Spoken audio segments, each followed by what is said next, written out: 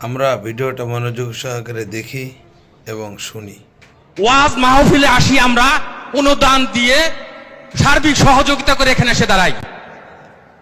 আর অনেক সবার কথা বলছি না, অনেক বক্তা আছে অর্থের বিনিময়ে এখানে আছে। বিচার করতে হবে। একজন সমাজবাসী, সমাজপতি, সমাজের যে কমিটি, সে যতটুকু এই সমাজের কল্যাণের কাজ করতে পারবে, একজন ইমাম কিন্তু পারে না। সে তো ইমামের দায়িত্ব নিয়ে বসে আছে। আর সভাপতি সাহেব যেই কথাগুলা বললেন, ওইগুলাই আমাদের পাথেওর জন্য যথেষ্ট। কেননা ওনারা আমাদের দেশের কর্ণধার, ওনাদের কৃপাই আমরা বেঁচে আছি।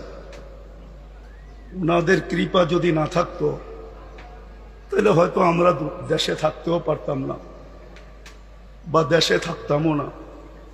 কোথায় থাকতাম আল্লাহই জানে। বিদায় আমি কথা লম্বা করতে চাইতেছি না।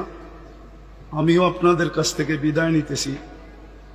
আমার পরে যেই বক্তা উনি আসবেন, আমি আপনাদের কাছে অনুরোধ রাখব যে আপনারা ওনার কথা শুনবেন এবং দোয়া পর্যন্ত বসবেন, তারপরে এটাকে পরিসমাপ্তি ঘটাবেন। বলে আমি আমার কথা শেষ করলাম। ওমা আলাইনা ইল্লাল বালাগ।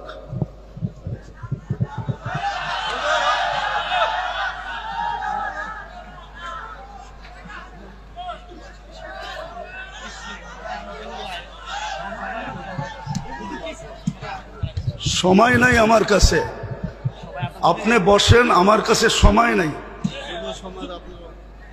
রাখেন রাখেন। আমরা সমাজে উইরা আসি নাই, আমরা এই দেশের নাগরিক।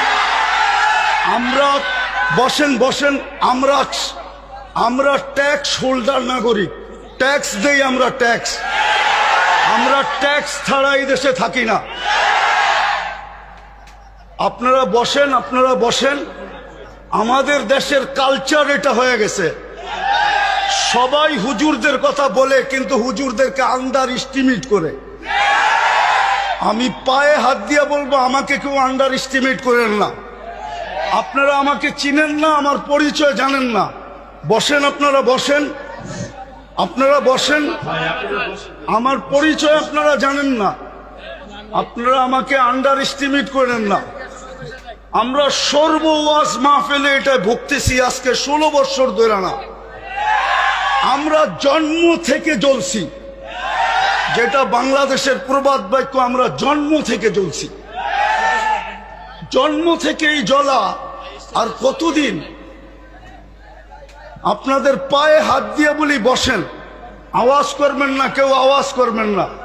আমাদের সময়ের দাম আছে, আমাদের সময়ের দাম আছে। এরকম যে আমাদের সময়ের দাম নাই বা আমাদের এইটা কইরা খাইতে হবে এরকম কোনো জরুরি না যে আমাদের ওয়াজ করেই খাইতে হবে।